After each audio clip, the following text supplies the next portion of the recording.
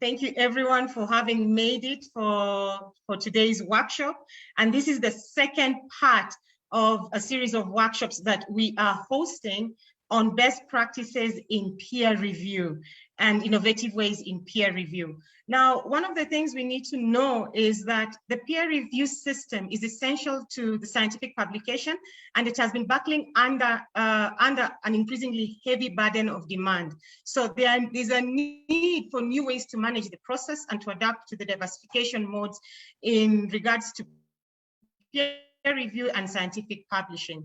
So what we're trying to say is that also peer review must adapt to the need of more agile responses and crises like the way we are dealing with the current pandemic. And because of the rapid demand to access to emerging knowledge. So what does this mean for us? Especially for this exercise and the fact that we are focusing on preprints, it means that the fact that preprints have the virtue of rapid dissemination and need to be associated with more agile processes of peer review, there's a need for increased capacity building on understanding the processes and knowing what is involved and coming up with innovative ways to this process. And because of that, I'd like to share with you our organizers and those who brought this together, because today we have over 600 participants from the continent. 50% of them are doctoral researchers, 20% are doing their bachelor's and master's, and 13% of them are principal investigators, and with 11% of them being government employees. So 49% of them are early career researchers, 30% of them are mid-level researchers, and 21% of those who've signed up for our sessions are established researchers. So with us, we have a team who put this workshop together. We have Wangari Ngugi from Eider Africa. We have Wangari from Eider Africa. We have Dr. Joe Haverman from AfricArXiv. We have Mr. Johansen Obanda from AfricArXiv. We have Aurelia Mullene from Eider Africa, who will also be our safety officer. Then we also have Daniela Saderi from PREreview, who is also going to be our safety officer. And this time, what we've done is that we have translators, because this paper is in French. So we have translators. We have a French translator, Ms. Jacqueline Kandago from University of Kabianga from Jamii Asilia Center. And we have Mr. Carson Kiburo, the director of Jamii Asilia Center. And Dr. Kiburo is going to help with question 9 in the document on how open science can facilitate dialogue with indigenous communities. And then we also have Ms. Kadziri Eid, equally from Eider Africa, who is going to help with the Kenya Sign Language interpretation throughout this entire session. Now, without further ado, I'll introduce who I am and what our center does and why we felt it was important to get involved in this process. I'm the Executive Director of the Training Center in Communication. My name is Joy Owango, and the Training Center in Communication is the first African-based center to teach effective skills to scientists, and we are based at the University of Nairobi. So what we do is that we provide capacity support in improving researchers' output and visibility through training in scholarly and science communication. And one of the reasons why we got involved in this process is because this process of peer review is integral to the scholarly communication process. As such, this was for us necessary for us to be part of this process so that you can support researchers in understanding best practices and innovative ways in peer review. Now, without further ado, I'd like to introduce our next speaker, our next co-host, and that is Ms. Aurelia Mullene from Eider Africa. Over to you, Aurelia. Yes, good afternoon, good morning, good evening, wherever you are. Thank you for joining us today. My name is Aurelia Mullene from Eider Africa, and we are happy to be co-hosting this event again.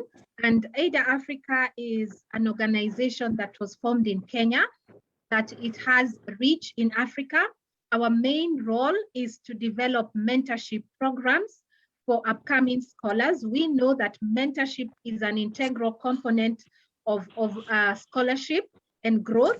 So we provide supportive environments where scholars can peer mentor each other, they can meet professional mentors, and together we can produce knowledge in ways that are equitable and also filled with kindness and a lot of support. So thank you for joining us again. Thank you so much, Aurelia. The next organizer is AfricArXiv, and the introduction will be done by Mr. Johansen Obanda. Hey, Jumbo everyone. My name is Johansen Obanda from Kenya, and I work with AfricArXiv, which is a community-led digital archive for African research. We provide a platform for African scientists to upload their working papers, preprints, accept manuscripts of postprints, and publish.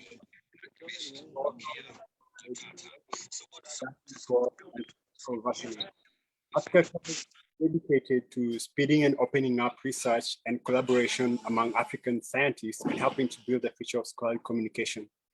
In this regard, we partner with the established scholarly repository services, which are Science Open, Zenodo, PubPub, Figshare, Open Science, Framework, and Chaos.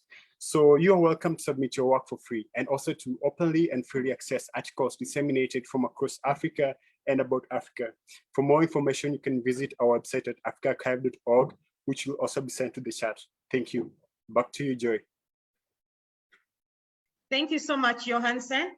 Before we go to pre-review, would like to have a brief introduction from our interpreters, and I'd like Mr. Carson Kiburo to give us a brief on what the Jamii Asilia Center does. Carson, kindly unmute. Hello, everyone. My name is Carson Kiburo. I am the director of executive director of Jamii Asilia Center, quite as well. I also serve as a board member at United Nations Major Group for Children and Youth, and the co-chair of the Global Indigenous Youth Caucus. So what brings me here today is Jamii Asilia Center, and I have my colleague who is also interpreting today, Jackie Kandagor. And Jamii Asilia Center is a Swahili name. Jamii Asilia is a Swahili name translated to English to mean Indigenous Peoples Center. And we work with just one mission: to protect and promote the Indigenous people's rights. And so rights is very big field here. And today we are just here to share with you on question number 9, and I will delve into that later. Thank you so much, Joy. We'll come back later to that. Appreciate the time. Thank you so much, Carson. And last but not least is Dr. Daniela Sideri, who is going to take us through what pre-review does. And they are one of the co-hosts of this workshop. Daniela?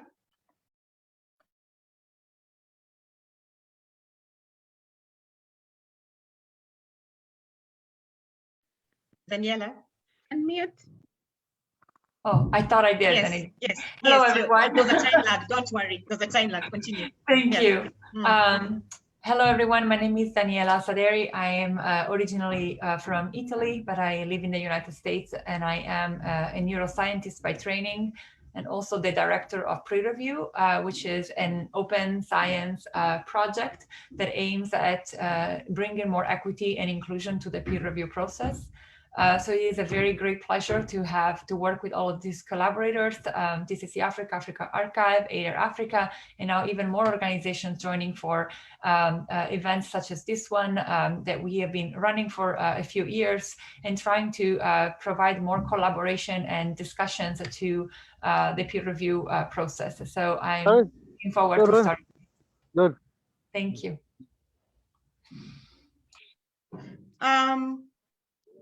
For everyone else, please put your, thank you so much, Daniela.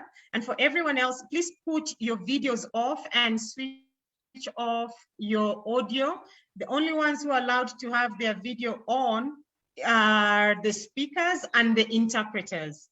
And also, there is a code of conduct that has been shared with all of you, and kindly adhere to it, because we are making this a safe space for participants to share their views and their thoughts as they're going through their exercise. But most importantly, you need to understand that as much as it is a safe space, we look forward to hearing your opinions as we are going through this exciting process.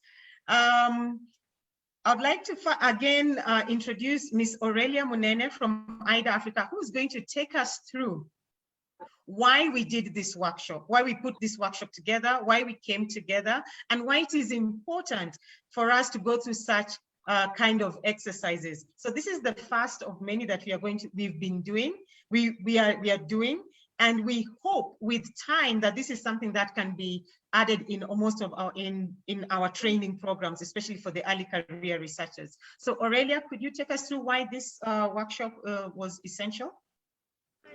Oh, thank you very much, Joy. Let's put our mics on mute, please.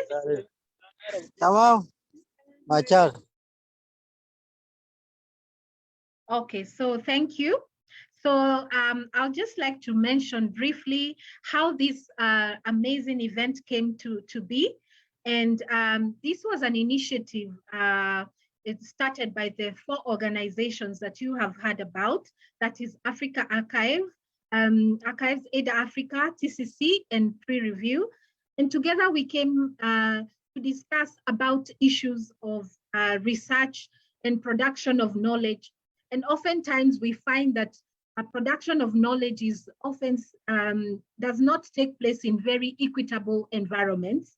And that means that most of the time we, especially in the context of peer review, we find that a lot of peer review is conducted in a very top-down approach. And we look for ways in which we can have a more collaborative, more horizontal, more debate style type of peer review. And that's how we came to birth this event. This is the second time we are here. We were again here last 2 weeks ago, and we'll be here in the last part of the series next 2 weeks to come. And we are here because we want to create, first of all, an environment where scholars from all over the world, and mostly from Africa, can come together to co-create knowledge. Whilst we are peer reviewing this paper that you have all read, we'll be co-creating knowledge together. We'll be dismantling these hierarchies that are in academia that really keep us apart and help and push us to work in silos. So this 3-part series is helping us to achieve 3 goals. One is to have an inclusive approach to peer review, where we approach peer review with kindness, with support, with constructive feedback, and not pinning down people or making people feel intimidated. The other goal is because we want to highlight preprints that have been authored by African scholars or scholars who are writing about Africa, and have an opportunity to read their work, make visible of their contribution in knowledge. Because oftentimes our knowledges, especially as African scholars, they remain invisible in the pipelines of publication. Then thirdly, we want to create a space of reflection on issues of scholarly knowledge production, issues of decolonizing knowledge, biased academic environments, what are the open scholarships tools that we can be exposed to, and also see how, as a collaborative group, we can advance knowledge through equitable systems. So this event has been funded by Wellcome Trust through their enrichment grant, and we are very grateful for this opportunity. Let's journey together today and the next event that we are going to announce the date, and looking forward to journey with you. Thank you. Thank you so much, Aurelia. There is one last person I'd like to introduce, and that is Mr. Nabil Sibi from ORCID, and he's going to be assisting in the translation in Arabic, but this will be done in the chat. Nabil, could you please introduce yourself and introduce why you're involved in this process and how ORCID is integral to this whole process as well? Sure. Thank you very much, Joy, and thank you very much, everyone, for assisting and for organizing this. So this is Nabil Sibi. I'm part of the advisory board at AfricArXiv, and so I'm going to just quickly start my video. And also, I'm an engagement lead for consortia group at ORCID. The idea here is that I help with the translation, with the interpretations, and having, let's say, all these messages around preprint to be communicated to the community, and also gather feedback from the community and feel how basically this initiative will be for Africa. And yeah, very excited to be part of the team, and good luck, everyone.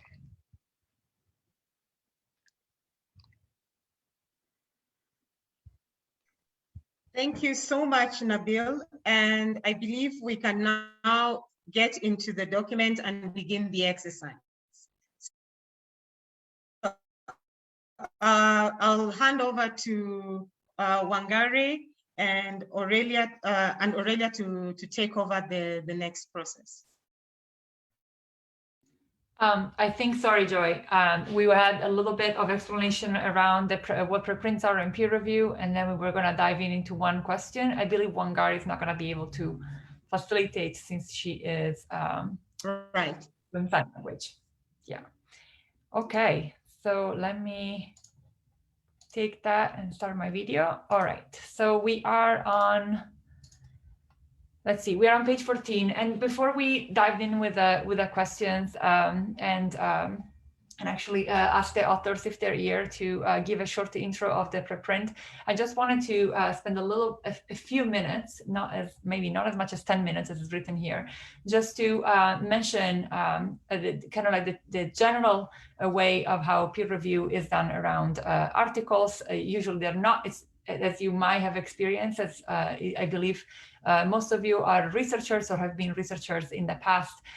The way how it works that we all do our research, and then we write up a paper and we submit it to a journal for publication, and the journal and the editors handle that peer review process by handing your paper over to 2 or 3 reviewers. That is a process that it could be what's called single blind, which means that only the reviewers know obviously who the authors are because they see it in the description, but then the authors don't know who the reviewers are. And this process is generally and traditionally very opaque. It happens behind closed doors.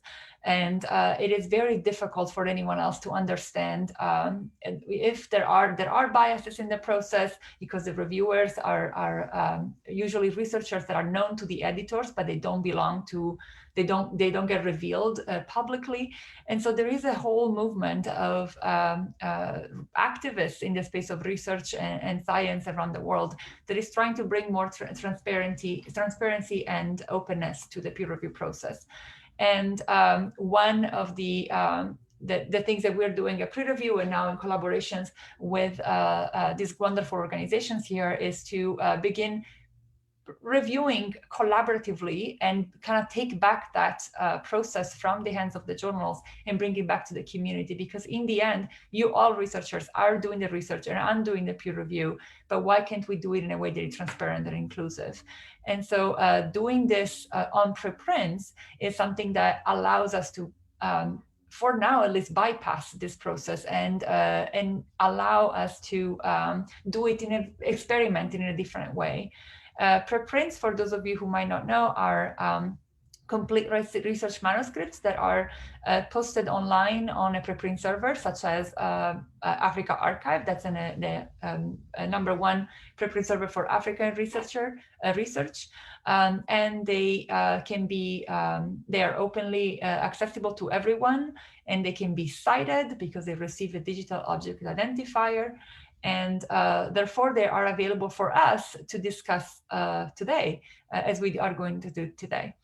And on pre-review, it is also on our platform an opportunity for each one of you individually to review these preprints by yourself. But what we're trying to do here today is to have this discussion and use this collaborative document to add some comments to the preprint. And I see that a lot of you have already answered some of the questions. But before, I see that the number one question we had was to just get used to this idea of writing in the document. And I see that a lot of you have already done it. We were just curious to know what brought you here and what you're hoping to learn from this event. And that question is on page 15. If you want to take a couple of minutes to answer that question, we would very much appreciate it. And you can also see what other fellow colleagues are writing. I'm just reading in some aloud. Some of you are hoping to learn more about best practices in reviewing and specifically avoiding biases. We all have those. And sharpen the skill set in the general academic research. We hope that we can achieve at least a little bit of some of these goals, but what we're hoping is that by building this community, we can have more and more of these events to address some of the goals that you all are studying. And sorry, Daniela, just to add, of course, you can add your question in Arabic or in French, right? So, yes, please. Thank you. You're very welcome to do so. Cool. If you have any questions, thank you for mentioning that. If you have questions or answers to these questions, please feel free to use the language that best suits you. We will be able to provide a translation from Arabic and French. And let me add more of these bullet points down here. Okay. And as this is just a practice, it's not about the preprint, but thank you all for writing. And now we can move on to actually reviewing and talking about the preprints. And it is a real honor for us to be discussing this preprint by a series of authors. I'm going to mispronounce a lot of this name, and I apologize. We are on page 16. Dr. Azuage, Adetula, Forster, and Basnight Brown, and Hoeru, I am so sorry, Chariete and Iserman. And the title of the preprint is Psychology and Open Science in Africa, Why is Needed and How Can We Implement It? The original preprint is in French, but we have provided translation in English and Arabic. What we are going to be doing here is that we're going to follow a series of questions and answer them in writing, but also give you all the opportunity to unmute yourself and contribute to the discussions vocally if you wish to. I believe the author, at least one of the authors of the preprint, Dr. Basnight Brown, is in the call. And if you are, we invite you to unmute yourself. And if you want to introduce yourself and the work, you are welcome to do so in English. And the French translation, which I hope is happening, I can't hear it because I'm not in that channel, will translate that into French. Okay, thank you. Thank you for this invitation, and I hope you don't mind me keeping my video off. We've been having some terrible flooding here in Nairobi, so our internet and power are a bit unreliable. So I hope for all my Nairobi counterparts that you are doing okay with some of the challenges we've had this week. But my name is Dana Basnight Brown. I am originally from New York, but I am based here in Kenya. I've been here for over a decade now. I am an associate professor at USIU Africa. And I am also an associate director at the Psychological Science Accelerator, and just stepped into a new role as associate editor at the journal Memory and Cognition. So I am now on the other side of the review process, which is interesting what you're talking about today. I'm used to being an author and submitting my manuscripts and going through that typical review process, but now I am on the other side of finding reviewers and sort of handling papers and deciding whether they are appropriate for our journal or not. So that's been a really fun and interesting new role to have moved into. Basically, regarding this paper, one thing to mention, I saw some of the comments that you've all suggested already, which are great. I enjoyed going through those. And so I saw there was a few questions concerning, methodology. And so one thing I wanted to note from the start, to just help everyone better understand where we are coming from.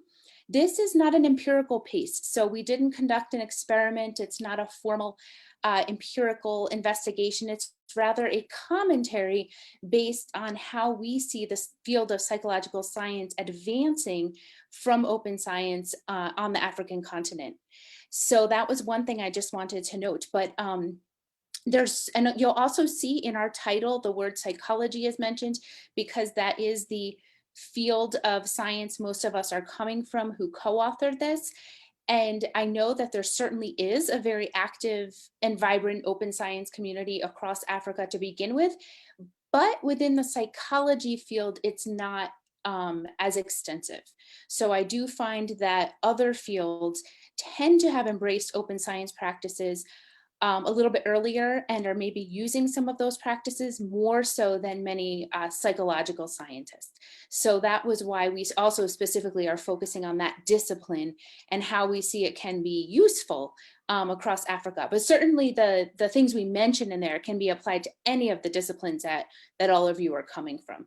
But I just wanted to mention that because it's not to portray that there isn't an open science movement here, but within our field, we all have found it is much more limited. And I've experienced that firsthand when I'm teaching students. They often haven't really even heard the term or been exposed to it until maybe they're in one of my classes. So once again, thank you for inviting me today, and I'm looking forward to engaging with all of you. Thank you so much for this introduction and for here you go, and for also explaining more about the context of your work. We actually have realized that your preprint, your manuscript, is not an empirical study. We did leave some of those questions anyway. We're gonna change them a little bit because those are some of the questions we usually use for most of the preprint.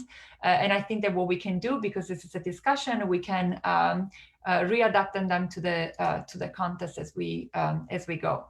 So it is I am on page 19. I'm going to begin with the first couple of questions, and again, we can readapt them. The question itself is, what are the main findings of this study? What is the take-home message? So La question, c'est quels sont les résultats principaux de cette étude? I think we now have French in this channel. Correct, Joy? Yes, Jacqueline, we can hear you. Your audio could not be heard in the beginning. So we officially have French translation, everyone. And don't worry, we are also going to have French written in the chat box. So that is once that, and so you're not going to miss out on anything in regards to what we've been discussing. Thank you. You may please continue. Sure. So I have never done this before with direct translation. So please let me know if I need to pause while that happens.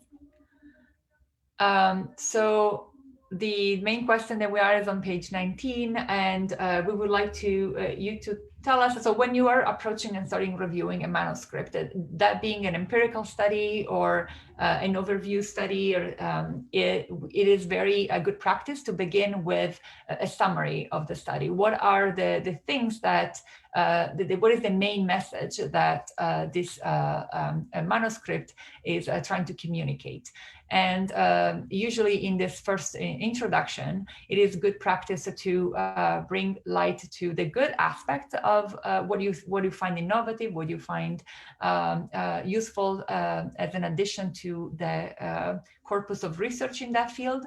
And so this initial question is to gather some of the comment to then build that summary at the beginning of the review. So I see a lot of you have already written, which is wonderful. Is there anyone here that would like to unmute themselves and say that in words? What did they find the take-home message of the manuscript was, and what did they find interesting? Which is question number 2, where I think there is an overlap between these two questions. May I? Yes, please. Hi, how are you? Hi, I'm very glad to be among this kind of wonderful gathering. Thank you for being here. Would you like to, you are welcome to start your video if you want, and I can put you in the spotlight if you want to comment on these questions. Yeah. Hi. Hi. Actually, what I liked in this article.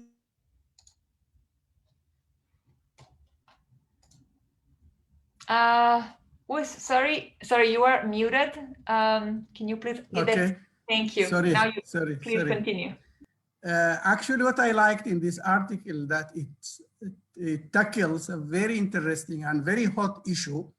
That's the open science. Open science is a very growing globally movement calling for collaboration between all scientists and all part of the world, make everything available, or you can say that you are asking people to open science. All stages of scientific research should be open at all, starting from data, from storing, from methodology, hypothesis, everything should be, and that would accelerate the process of sharing knowledge. And this is what I liked in this article. And the best part of it, it handles that within the African perspective, where the authors believe the researchers in Africa are facing serious issues regarding the accessibility to information, sharing resources, sharing experiences. So they call for open science to handle this, specifically in the area of psychology. That's what I felt. Thank you so much. That is, I think, definitely one of the main points. And I really appreciate you coming and speaking. So thanks for that. Welcome.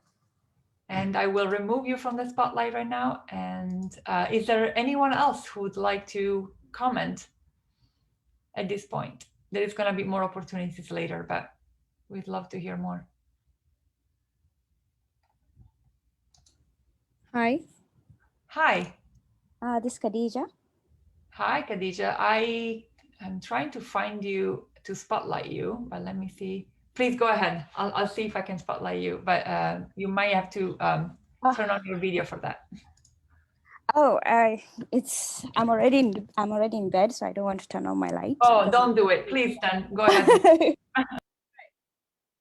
Find it very interesting to have identified not just about the open science challenge, but also to have identified that we in Africa have very low visibility. So this paper not just only showcase that we are not involved in the replication project, but also because only few countries are represented in the visibility. So it also goes back to the challenge of we needing to have a good paper and research and have to validate our results before we publish. So I think it's very important we validate our results. And also we can actually report negative results, which was one of an impressive part of this paper, that negative or insignificant result is very important. So by reporting insignificant results, maybe we'll be able to identify what was the limitation for finding that negative result, or else sometimes negative results might be a positive result in another aspect. So this paper was really, really interesting. Thank you.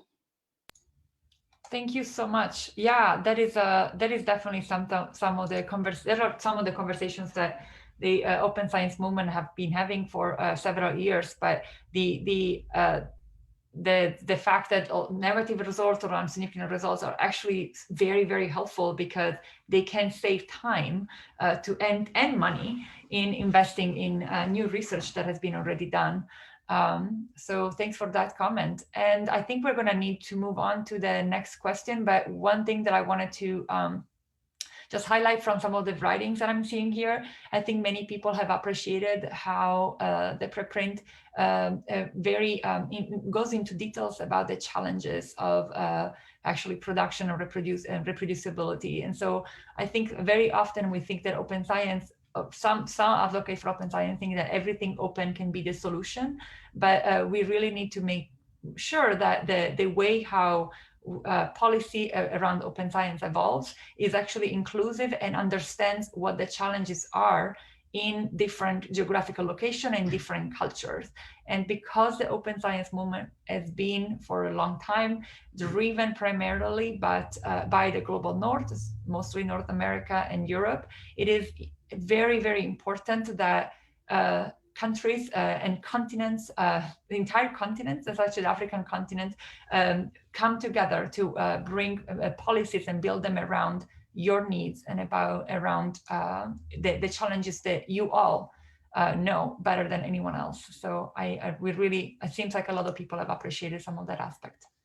So the second question is a little bit similar, but it goes more into that positive aspect and in what we found interesting. I think we sort of answered that questions a little bit with this first one, but I would like to give the opportunity to anyone else who would like to express what they found interesting about the preprint and the work, and maybe, yeah, please take the mic.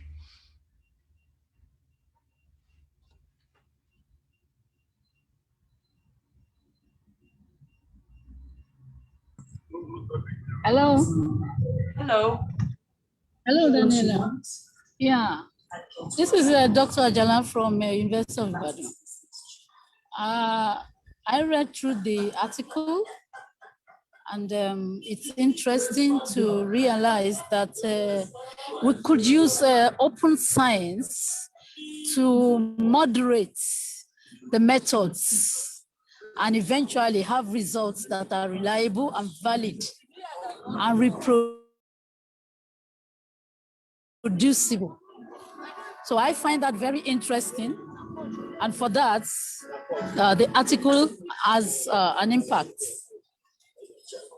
Thank you very much. I hope you can hear me.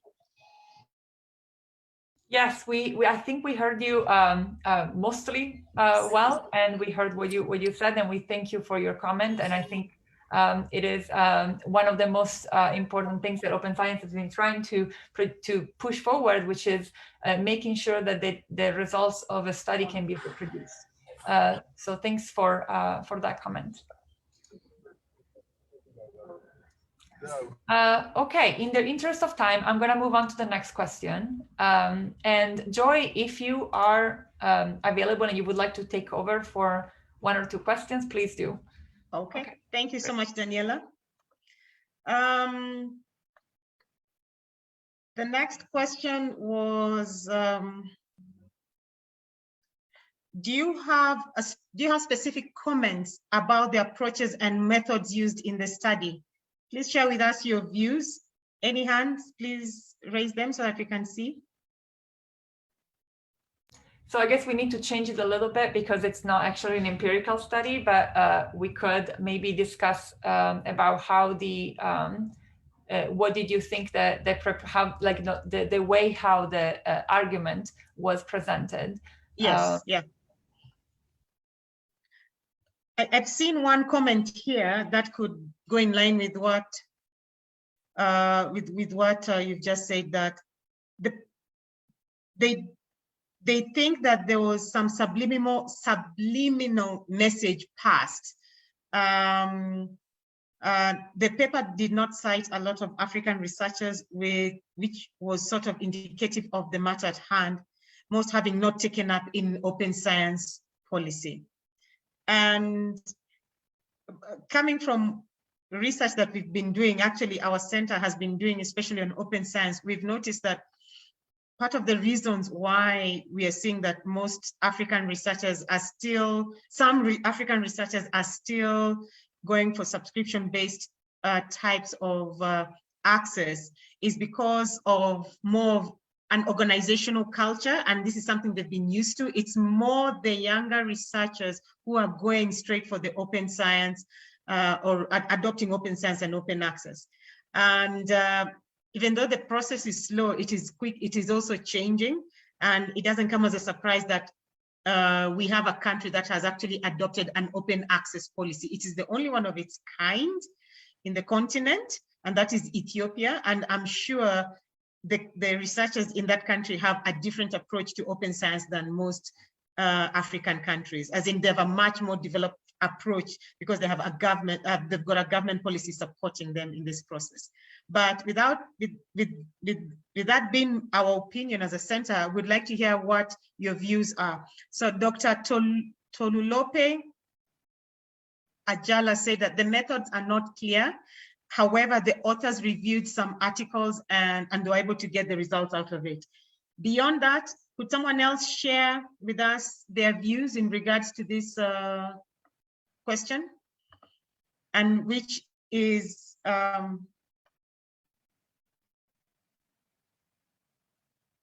approaches that they used to the study.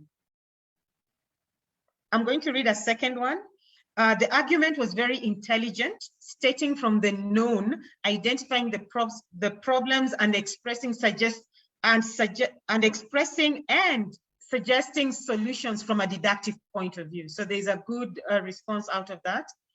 And someone has indicated that she likes the flow, or he likes the flow of the arguments that are presented within the document. Anyone else who may want to share their views, feel free to put your hands up.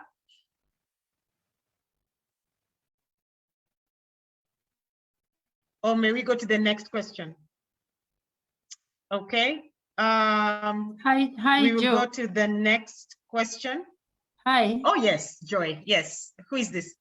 Yeah, this is Yes. Chinenyewa. Okay. Yes, I'm from Nigeria. Do you want to be on audio or video? Okay. Yes, Chinenyewa. Oh, okay. It's quite dark, but then. No, no worries. So you can stay just on audio. Yeah, you can just stay on audio. Yeah, so I just want to say that I think, like, I agree with most of the authors that have, most of the reviewers that has spoken just now, that the paper has a very good flow in terms of logical arrangement and what they're trying to buttress. But the only issue I have is that in terms of methodology, I agree it's not an empirical research, but then they should have been able to tell us what method actually, because if this is, it took me a while to understand if it's actually a review paper or was it a systematic review or something. So I think that's just the only thing. And I see that they're trying to present it that they reviewed current literature, but like one of the authors said, the number of researchers that were consulted in writing of this paper, it's not really encompassing or enough to justify some of the hypotheses and suggestions they are giving. Even though we know that in Africa, open science is needed. Mm-hmm. But from the, if you want to say the scientific reviewing aspect of it, I would expect as a reviewer that there should be much more articles or researches that have been consulted in the preparation of this manuscript. Aside from that, it's a beautiful presentation and paper. Thank you. Thank you so much, Ms. Ohia. And we appreciate the comments. Any other comments? Or do we go to the next one? Right. I have a question. Yes, please. Yes, please. Yes, who is this? Ms. Khadija. Yes. Yeah. Mm-hmm. I think if it's okay to say to Mrs. or Mrs. Oyer, that it's okay to diverse away from the typical or traditional type of papers or manuscripts we develop. I think this is more of a communication type, which I think it's good to encourage some writers, especially people that have a particular level of professionalism in that particular area to write. It doesn't have to be with the number of cited or references. I just feel it's good to communicate this kind of information. So I think it's okay to just digress away from the traditional method of manuscript and go into a newer form of representation or communicating science. Thank you. All right. Thank you so much for that. So we can go to the next question, and it is on, the question is on the recommendations. So the question goes as, do you have specific comments about the approaches and the methods used? No, haven't we answered that? Yes. Okay, yeah. So number 4, are the conclusions and the recommendations for change supported by the argument? Do you see that happening? Okay, I will comment with what I'm seeing so far. And one of the points that have been put across is that it is difficult to put a finger on the conclusion because the methods are not clear, which is hard to get the results obtained. Then there is one on the areas on the benefits on the psychological science accelerator labs. And the comment goes as, on the areas of benefits to the psychological science accelerator labs, to the researchers. Yes, it was well concluded. However, this researcher felt that a bit too much marketing was done for this accelerator.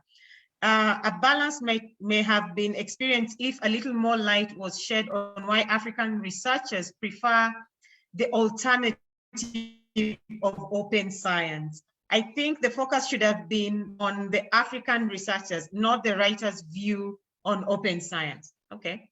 Any other comments that you may have? Those are some of the comments I've read in the group. Any other comments? Yes, Nosarieme, your hand is up. Would you like your video on? Yeah, no, I'll just be good with audio. Okay, so you may continue. I wanted to just comment on the conclusion, and I feel from my own point of view, I feel the conclusion is good because even though there's some reservations I have about it, which I will state. For example, they started with the aim, which is to bring us up from the abstract, making us remember what the whole write-up was about, connecting us with what results they were able to get from some of their findings, and also bringing up like a wake-up call to researchers, which just like someone once stated, the last person that commented, that is more like a communication, like a call to African research community, researchers community, to stand up in our research policies, in the way we carry out our research, and having this call to stand up to our responsibility and work it out the way it's meant to be. And from what the other person said, the open science thing was a bit too focused on. That's the only reservation I have about the conclusion.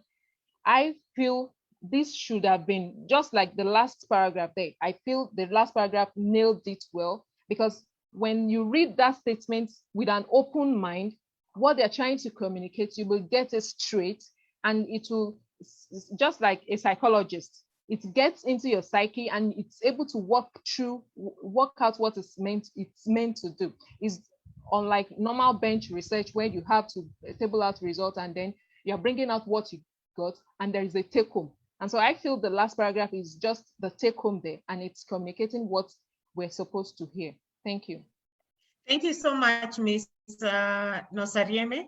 Now, I'd like to introduce Dr. Brown to comment on the views that the researchers have made in regards to her paper.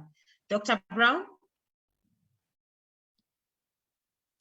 Yeah, thank you very much for these comments. I've just been taking some notes as I listen to all of you, so it's very helpful, especially comments related to, you know, maybe in the beginning we can be more clear about what kind of paper this is and where we will be going with it, so people don't think it is an empirical paper, or so they know the kind of review it is. So, but many of these comments are very helpful. And one thing I was going to mention earlier, just with regards to a comment that Joy had made, was we also find in the West that it is the younger academics and younger researchers who are the ones embracing more of the open science practices as well. So similar to what she was noting, she has observed here in Africa, or specifically in East Africa.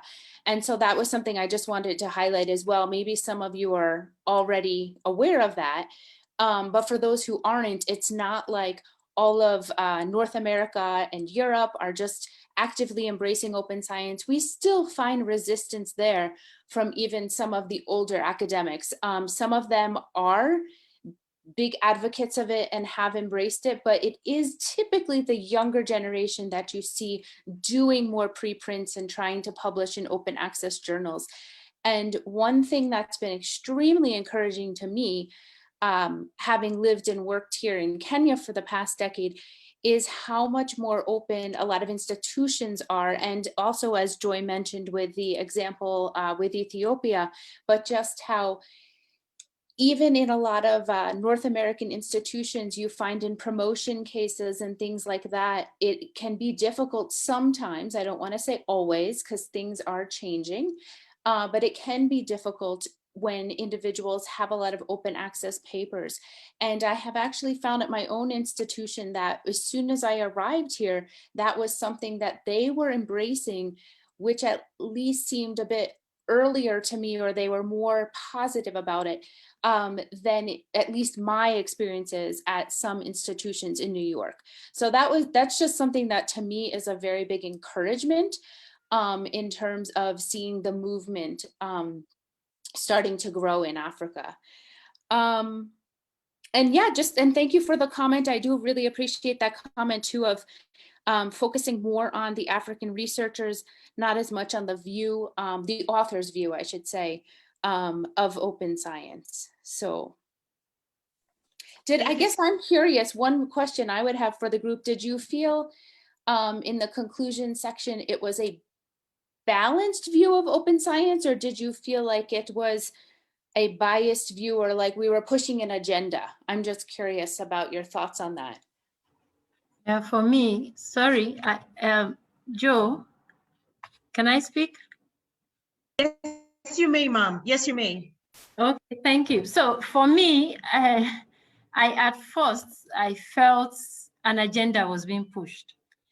But then I went back, read the paper, and I felt again that maybe this was sincere open science advocates, but maybe we're not very familiar with the terrain here.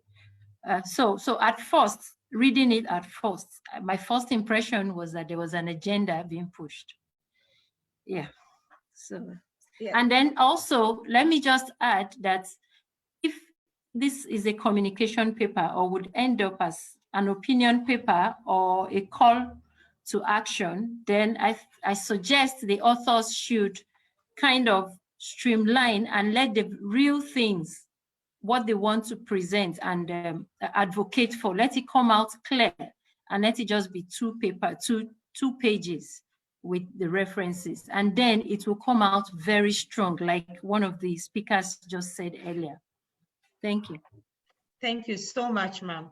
Tumiletso from Botswana, University International, International School of Science and Technology. I think I've mixed that up. So let me just say from Botswana, please, you have a question and a comment? All right, thank you very much. I don't know if you can hear me. Yes, we can. Yes, thank you very much. I just wanted to put a comment. I think the English version is actually missing some important steps. Like I'm looking at the conclusion now. The first sentence says the purpose of this article is to draw attention of African researchers to thee, and then it ends there. And then there's a lot of first person references, like he further described the invaluable benefits of that. I think it's missing a series of things. Now, the second point that I want to go into is that I think the bigger problem with us is with actually taking open science into our, or owning up into open science, is that most of the journals are quite expensive when it comes to open science. That's why most people actually resort to subscription, because once you subscribe, then you know that you can actually publish a lot of articles without having to pay so much time and again.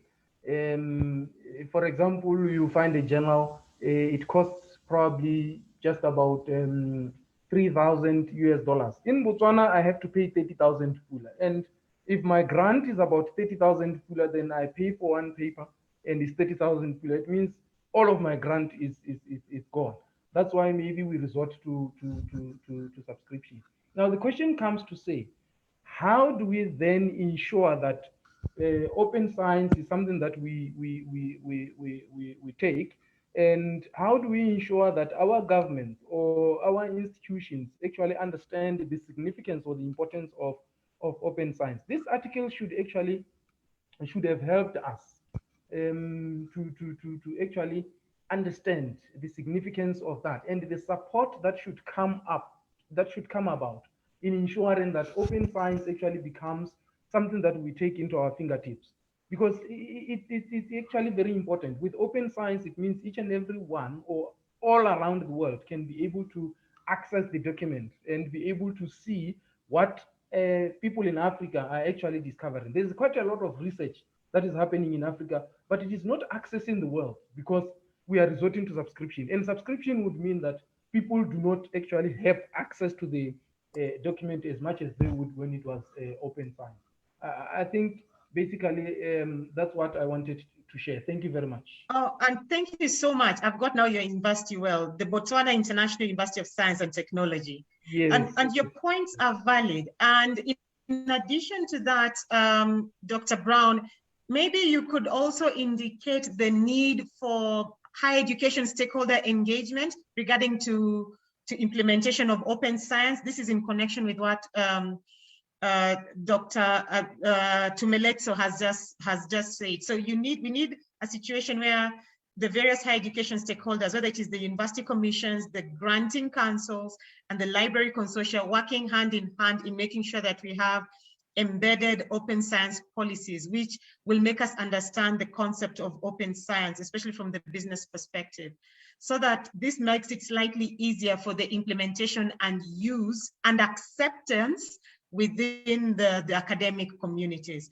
So thank you so much for those points. Oh, Christus has a view, has a comment, and then after Christus, we would like, I'll hand it over to Daniela to take over the next question. So Christus, please share with us your views. Do you want to be on video?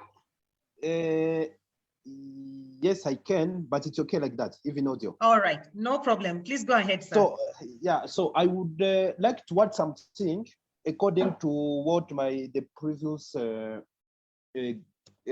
colleague was saying, because there are so many open journal access, and in order to access it currently it is very free, because there are so many websites we can use in order to access to some not free, some paid papers online. So that I could suggest to use all the links in order to access to those papers. I think that is my suggestion. So thank you so much. So you're also looking at it from an infrastructural perspective, not just only the publishing perspective. So thank you so much for your views. And I hope, Dr. Brown, these views will add value to the document that you're working on. so that it would be much more enriched. Now, without further ado, Daniela, kindly take over and answer the remaining questions. Thank you. Thank you, everybody. This is very exciting. And I want to also thank everyone for coming in and speaking up. It's not something that always happens, but I enjoy these events so much more when there are interactions from the participants. And the topic of this reprint is also very much obviously in line to what we are trying to discuss and promote within our organization. So this is very exciting. Let me share my screen so that we can look at the document as I was prompted. Sometimes my screen sharing doesn't work, but can you all see my... Daniela, 1 second. Yeah? Please, Dr. Brown has a question concerning fees. You'd like to ask that? Oh, apologies. Sure. Let me go for it. No problem. Thank you, Joy. Yes, I just had a question in response to the issue that was just raised with the fees, because that is such an excellent question. And definitely, as exciting as open science is, and having, you know, your papers be readily accessible to anyone anywhere in the world to read and learn from, yes, a lot of these journals, you know, charge these fees. Some, if you go on Twitter, you'll see some out there where people are, some of the journals now are charging astronomical amounts of money. And some are waiving fees. So there are those as well. But I definitely resonate with that. I even know personally for myself, you know, occasionally I might have a grant to run a project, but not always. Sometimes maybe I'm just writing a paper for something else, and you know, I don't have a grant for it. I don't have money to just pay those fees. And my institution as well here in Kenya does not, they, you know, they said they get requests all the time from faculty. They have a policy, they will not cover any of those open access fees. And I'm sure that's probably similar at many of the institutions where many of you are located. And so that makes me wonder, have any of you seen how that, like, who can cover those fees, or what are options out there? You know, we talked about this being driven by the policy level at, you know, maybe government or institutional level. If institutions can't cover this costs, and the researchers themselves, we all, I mean, I would assume many of us on this phone call, we don't have these fees just sitting around waiting to be sent to journals. Have any of you seen this be done well in your locations? Because I'm very curious about that. I see this as, it's an issue for me personally, but it's for my students as well. Where does the money come from? We can talk about how wonderful open science is. Where does the money come from to publish in these journals? Okay. So yeah, I would just love to hear if anyone has seen that done well across the continent. Okay, I can give 2 examples. South Africa and Kenya, about 4 countries in Eastern Africa. So there's a trend in open science currently known as open access transformative agreements. And what is happening is that through this open access transformative agreements, they're trying to reduce the cost as much as possible, which will also make researchers publish in those journals and also have access to read it, and also make people access those publications, and at the same time retain the copyrights of the author, so the author doesn't lose their copyrights. Now, granted, you've brought in a very important question. It is expensive, but now what the transformative agreements are trying to do is make it as low cost as possible. The countries in Africa that have successfully done this is South Africa. They are going the open access transformative agreement route. In Eastern Africa, Kenya, Uganda, Ethiopia, I've forgotten the other country, but at least the 3 that I've mentioned have gotten into a regional transformative agreement, but this is more, it is more in line with climate research in climate change and water resource management. So it does come with it. So far, we are going through teething problems in the continent in regards to how to manage open science and the costs that come with open science. But what I can say, Dana, it's baby steps. So number 1, you can get funding from the, yes, I remember that. You can get funding from, you can get funding for your projects, for publishing from your funder. so publication fees, but at a national level, based on our colleague from Botswana, what you're saying, what can we do at a policy level? And this is why I was saying that we need to have all the major higher education stakeholders involved, is because we can have national agreements on open access agreements, but it needs all the stakeholders involved because it will benefit the researchers. You do not want the fees on open access transformative agreements just focusing on a research area. You want it on a multidisciplinary level, like great has been done in South Africa. So it's baby steps, Dana. And with time, we are going to see that we are going to have access to journals that we could pay in that are quite affordable. That is number one. That is where we are heading. But also you're able to retain your copyrights, and also readers can access your papers. So the process has begun, but we just have to be careful. We just have to take it one step at a time, because yes, the traditional ways of paying for open access through article processing costs, the APCs, is quite expensive. Now I'll take over to Daniela. Thank you so much. I hope I've been helpful. Can I maybe chip in here as well? That is Joe. Yes, and please go on video. I'll go on black. Hi everyone, I'm Joe, one of the two co-founders of AfricArXiv. And this is also what was discussed just now, is also the very reason why we built AfricArXiv as a free of charge for individual researchers platform to disseminate your research as text and data, and to make it accessible like on a global scale in digital repositories that can be used today. And it's also citable because we assign a DOI and an open license. So the copyright will always remain with the original author of the works. And that does also allow for still publishing in peer-reviewed journals outside Africa, but as well, we're pushing the agenda and the narrative for embracing African journals. And for that, we're also working with TCC Africa and AJOL, the African Journals Online organization, to basically build an infrastructure for publishing on the continent, not excluding publishing outside the continent, but to build a publishing task force, if you wish, or like a publishing ecosystem and industry on the African territory, and also to enable scholarly collaboration and cooperation across the continent and across language barriers. And this is why we're having here this beautiful example of how multilingual discussion of a research paper and a research article can happen in a hybrid, certainly not perfect, but very much functional and approachable hybrid approach through machine translation and human translation, also beautifully facilitated by our interpreters, even for Kenyan Sign Language, as you can see, Joyce here in the screen next to me.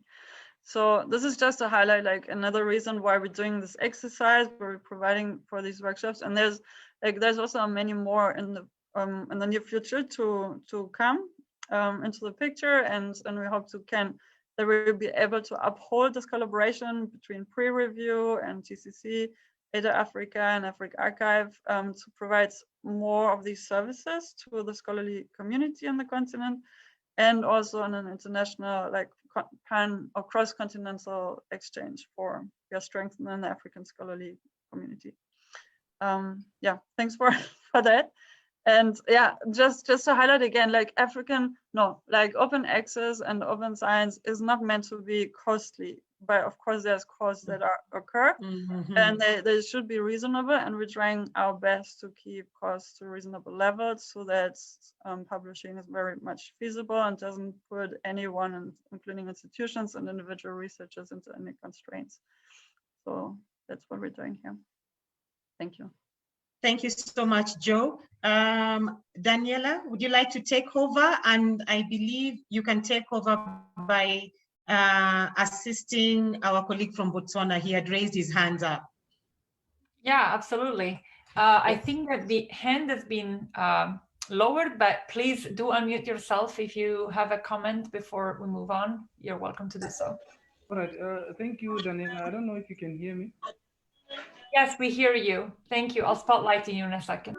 Yes, I wanted to just put a comment on what was being said by the last the last.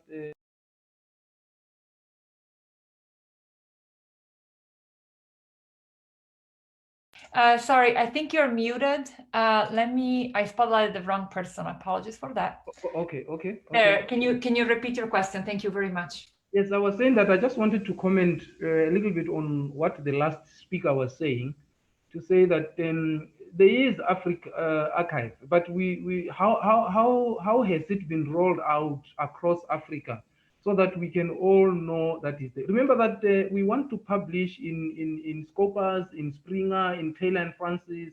It's expensive, but if we have something in Africa where we can actually publish for free, and it can actually be seen across the globe, because the idea is for the research to be seen across the globe, then it's a good thing. But how has it been rolled out across Africa so that we can actually be using that platform as Africans and actually be publishing in African journals instead of us rushing to those journals in the Western, so that our African publications can be seen across the globe, but for us to be doing it within the African platforms. That's where I'm coming from. Thank you. Thank you so much. And actually, I'm going to answer that to Meletso, and I'll start with the history of AfricArXiv. So it's 2 years old. Let's start from there. It is 2 years old, and in the last 2 years, we've been actively involved in workshops and webinars, including with your university. So that is how I got to remember university. So your university was a co-host in one of them for Southern Africa during Open Access Week. So we are constantly hosting research capacity webinars and encouraging researchers to come in and publish their work within the preprints. So you are still going through the process of the awareness that we've been creating. So in the last 2 years, we are really happy to say that the reach has grown at a sub-Saharan level, to the point that we're also getting partnerships with institutions in regards to working with the platform. But your university was one of the co-hosts. So yes, it's going on. And thanks for asking that as well. Paul, you have a question? Paul Achworth, do you have a question? Okay, Daniela, you may take over and kindly support Paul once he's able to unmute. Sure. There are 2 raised hands. I just want to mention that we do have 13 minutes left. We can go over, but I also, for the author and for Carson, who's here to discuss specifically the questions about indigenous communities, I think we can take maybe one more comment, and then we can move to that point, and we can come back to other questions with people that want to stay on. I want to be respectful of obviously the author's time and our host for that discussion. But Paul, please do unmute yourself if you want to comment at this point.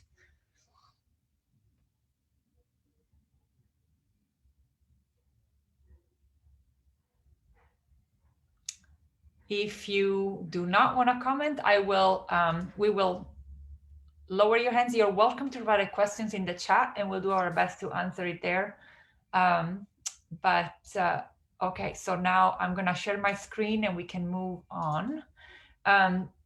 Before I actually do that, I just want to say that I really appreciate this conversation, and it is so important to also discuss how open science is not always the solution to everybody's problem, and so it is very valuable to hear all of these comments around how there is so much more work to do, and there is so much more work that needs to happen within the continent.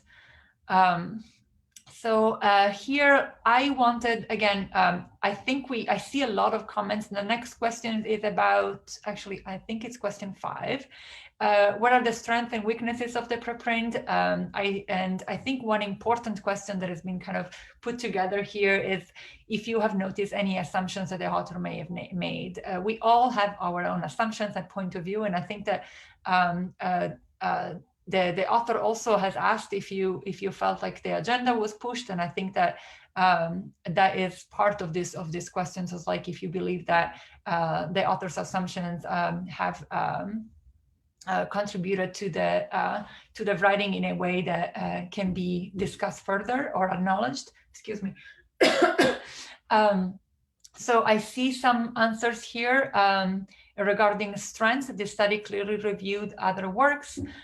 From this, I came to learn how some researchers cook data in order to get statistical significance. The main area I feel could have been improved is that several people mentioned, I wish there were some primary data from African researchers. I think we touched on this point, and I hope that this could be something that in the next version, perhaps, of the preprint, these comments could be incorporated. One of the great things about preprints that we have not yet commented today is that they can be versioned. So this is the beauty of it. It's not, there is no ultimate truth that is just going to be published and then never edited again.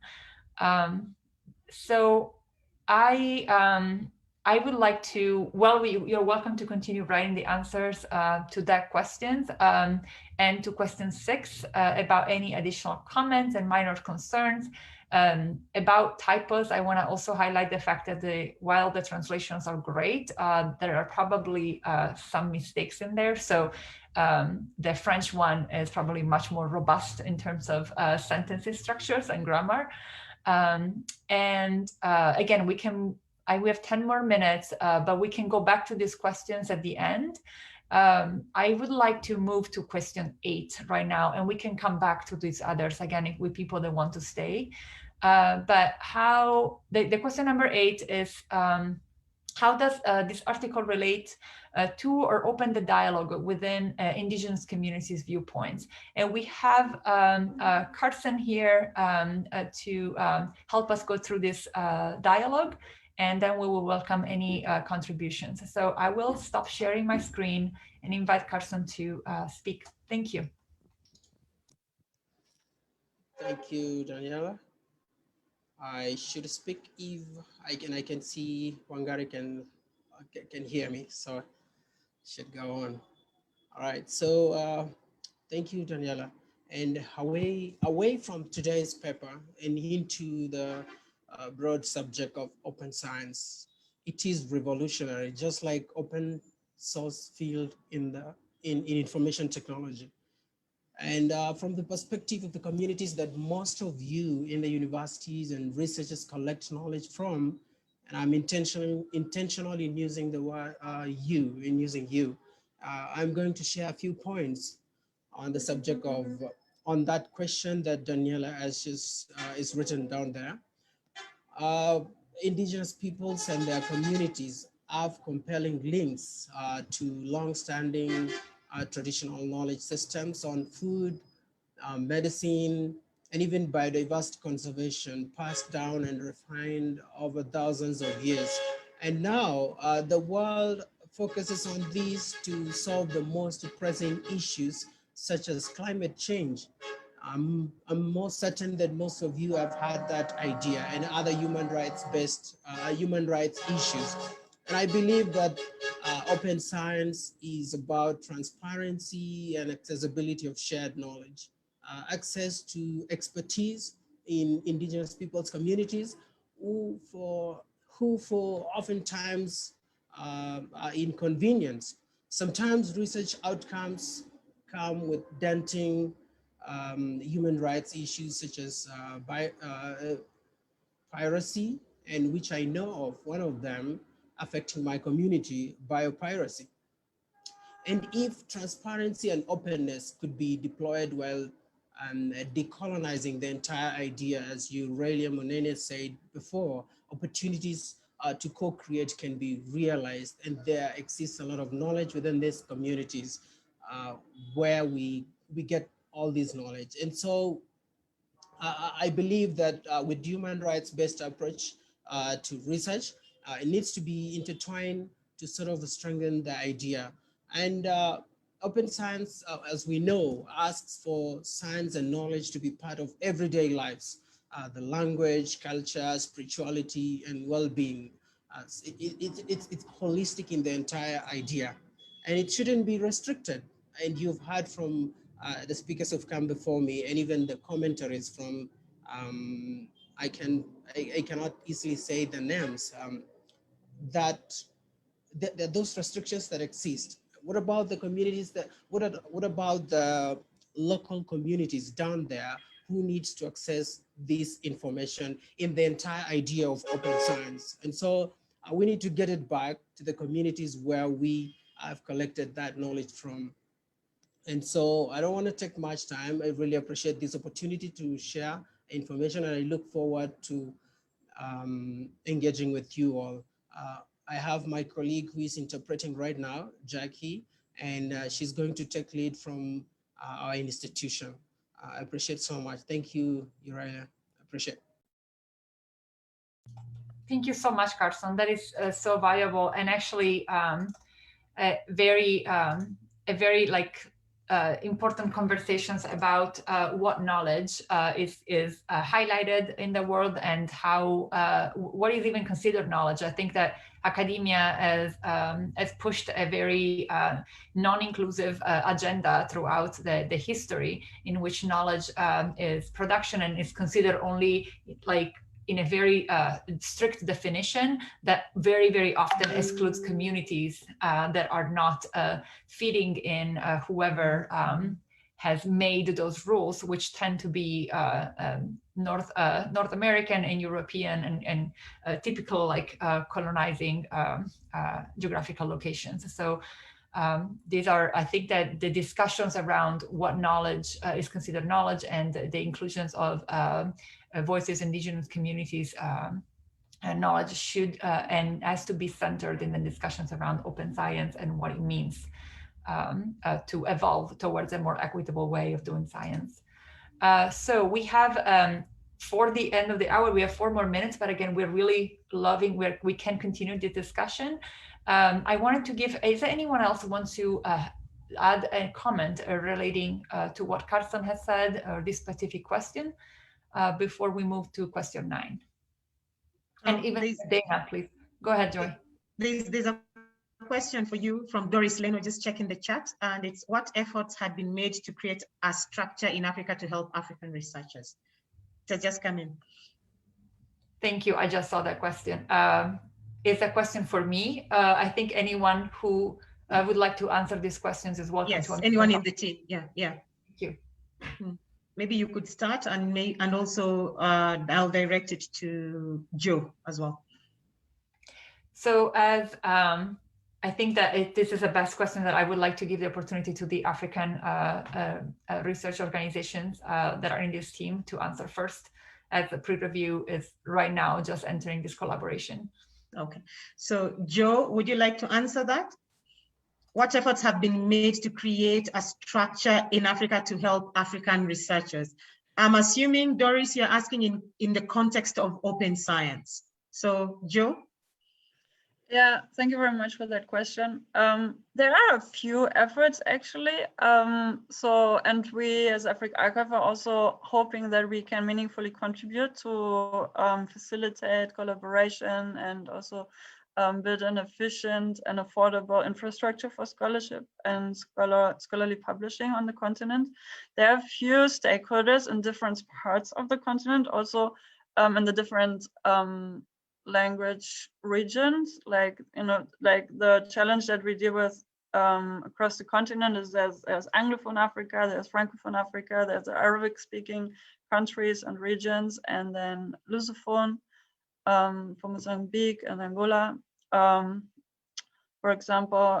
So as AfricArXiv, we try to bridge language barriers, which is well, a little bit of a challenge, but very much important to do so. We have, for example, the African Academy of Sciences, who's also built a platform for open access publishing, open to scholars from across the continent.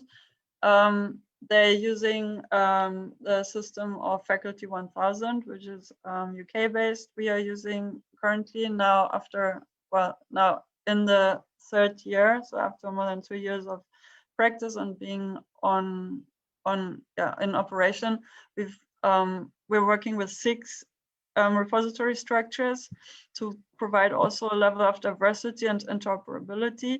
And maybe Nabil, if you're available to chip in, because Nabil here, as he introduced himself, is an advisor to AfricArXiv and also has been in charge of being the focal point for ORCID, the organization that disseminates ORCID IDs for researchers.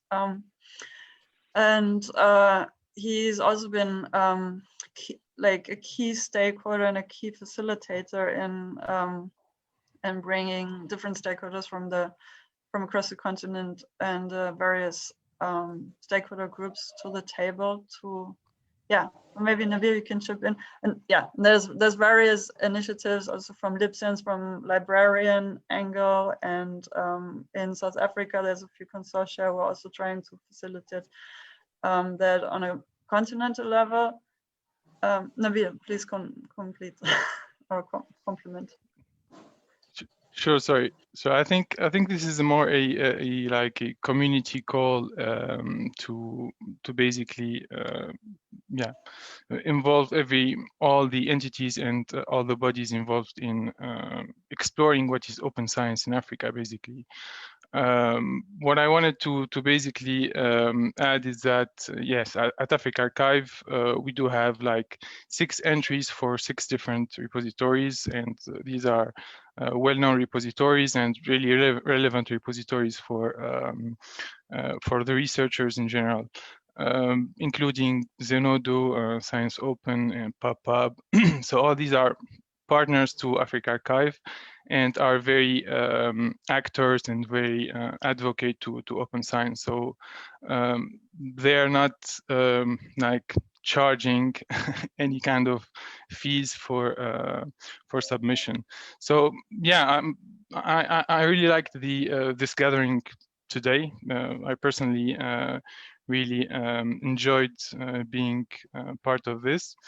And yeah, please feel free to reach out to AfricArXiv, to Eider Africa, to PREreview. Basically, this is, I think, the essence and the idea behind, and let's say this workshop is to explore these new initiatives and these new methods of peer review. And you'll see that this is very interoperable between systems. So you can obtain the DOI, you can connect with your ORCID ID. You can basically have your work linked and connected to other platforms. And of course, be part of this community and this gathering. And sorry, I went way over time. Over to you, Daniela. Sorry. No, absolutely. That was a very helpful. And I just want to say super quick that we are at the end of the allocated time, and I know the author is here and it is the end of the day for a lot of you all. So I want to give the opportunity to the author to please comment and come in to close, and then we can move to some final remarks. And whoever wants to stay and keep the discussion open, we're very happy to do so. So if the author is still here, we would love to invite you to give your final remarks. Thank you. Yes, thank you. I am still here. Thank you. I've enjoyed listening to all of the different conversation. And I think I was just thinking about, like, in closing, perhaps what might be most helpful. But I guess I would just bring your attention to maybe the part of the manuscript where we talked a bit about the questionable research practices, which we often refer to as, QRPs. And those, have been talked about a lot more in recent years. And I know that when I was in grad school some years ago, those were not always things taught to us, but basically just research practices that are just things we don't want to engage in and aren't the best, they don't fall into the specific realm of scientific misconduct per se, or falsifying data. They're not severe like that. But the ideas of people, cherry picking data or not reporting the full results or methods that they used in order to present a certain outcome. And I know someone made the very good comment earlier about, how it's encouraging the way science, the direction science is going in that, now with preprints and even with some journals, we can publish, our null findings. Everything doesn't have to be a, statistically significant finding, or else you shove it into, a drawer somewhere or a file on your laptop. And that was very much my experience in grad school, even though I had a very good experience in PhD training. That was very much, I think, the era and what was being pushed when I was doing my training, and it's encouraging to see things have changed.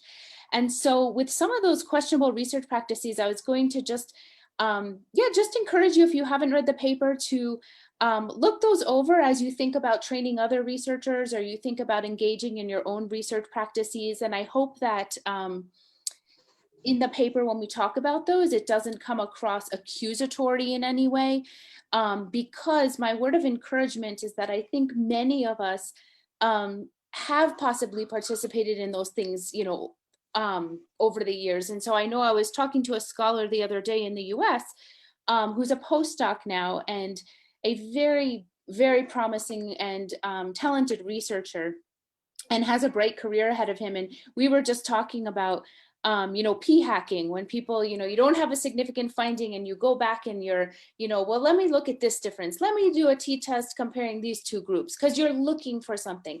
And it's just not good practice. And so he was saying to me, he said, oh my goodness, my master's thesis, was totally p-hacked. And I think that the reason I mention this, not to ramble, but just I found it so encouraging, because you're finding a lot of researchers now, we're all learning together. And you're finding a lot of researchers who are saying, oh yeah, I did those things when I was younger, or no one taught me, or, there's better practices I could be using. And so I just encourage you to read that piece. And as I mentioned, hopefully our intention as the authors is not for it to be accusatory in any way, because I think all of us have probably, seen those practices happening or engaged in them as we learn how to do better research. So if you are in the early stages of your research training, learn about those things now, so that you do know and you can train those who come after you. So that was one thing that I hope is helpful in the paper, because I often talk about those QRPs with my students, and they often say, oh my goodness, I was doing this and I didn't know. It's just because they didn't know. So that would be one thing that hopefully could help some of you in your research career. My other closing thing is just, if any of you have some excellent papers that you think we should consider including in a revision of this manuscript, please send them our way. If you have suggestions of some African authors or pieces that would really strengthen the manuscript, please feel free to email them to me. That would be really wonderful. So if any come to mind, I'd love to get your input on that. Thank you. Thank you so much. Joy, sorry, were you gonna take this over? All right. Yes, yeah, not a problem. So thank you so much, Dr. Brown. And we are getting to the end of today's session. And before I wind up, there was a question in regards to preprints. And can I alert my journal that, yes, I've submitted my preprint to a repository? Yes, you can. So what happens is that when you're submitting your manuscript to a journal, you need to first of all find out if they are, you need to let them know that you're working with a preprint repository. Most publishers, or rather journals who publishers who are managing journals, are working closely with preprint repositories because it's in their best interest. All those downloads and citations, they start calculating it from when it was that manuscript was a preprint to the point where it becomes a published paper. So it is to your benefit to look for journals that work with preprint repositories. You increase your visibility, and maybe Joe did not highlight it, but you're also going through peer review. It's also one of the reasons why we are going through this exercise with you. We are letting you know that also preprint repositories are involved in this process. So you go through an open peer review as you're going through a blind peer review with your journal. So it does benefit you at the end of the day. So I hope I've answered that question that was put in the chat. And with that, ladies and gentlemen, thank you so much. This has been a very insightful 1.5 hours. We were talking not only about the preprints and and critiquing the paper on open science, but we ended up going deeper in and understanding the concepts of why we need to improve our open science systems. And this has been very helpful for all of us. It has also been enlightening for us as well. Now, the next workshop is going to be held, the next and also final workshop in this series is going to be held on the 27th of May. I hope we've been helpful. Somebody please switch off your audio. Thank you. I hope we've been helpful, and we really look forward to your feedback, and you will still have access to the Google Doc so that you can populate it before we close it down within 48 hours. But thank you so much for making time in taking part in this workshop, and do have a lovely day. Daniela, you can take over. Thank you. I just wanted to mention that for if you would like to have like a demo of how PREreview works and how AfricArXiv works, and it links with ORCID, we're going to send an email at the end of this event and create some opportunities for you all to join a call that is much more to just dive into these tools, and that are meant to spotlight and highlight your contribution to science and empower you to take over the responsibilities that for too long have been just left in the hands of a few. So please look up, sign up for the newsletter, sign up for the next event, and we will keep in touch. Thank you so much. With that, ladies and gentlemen, do have a lovely evening and a lovely weekend. Bye, and thank you. Bye. Bye-bye. Thank you so much to the interpreters.